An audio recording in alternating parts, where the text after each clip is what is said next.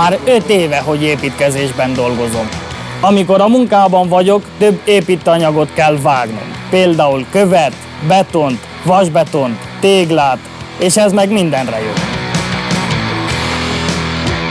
És ez a szerszám, a Standard for Universal daraboló tárcsa szerintem mindig nálam kell legyen, mert különböző építőanyagok vágására alkalmas. Például betonvágásra és falvágásra használom. Nem kell váltogatnom a tárcsát az építőanyag függvényében, hanem csak ezzel mindent megcsinálhatok.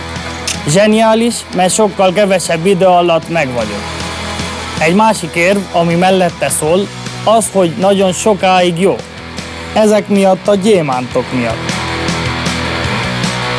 Ma reggel, amikor felvettetek, kb. Több mint 12 méter vágásokat tettem a betonban, és tovább is vághattam volna.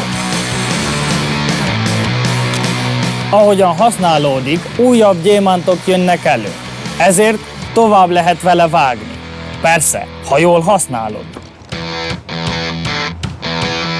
Vannak munkatársaim, akik alig használt tárcsát dobnak ki, mert már nem vág. Hát persze, hogy vág, csak hogy ők rosszul fordítva használták.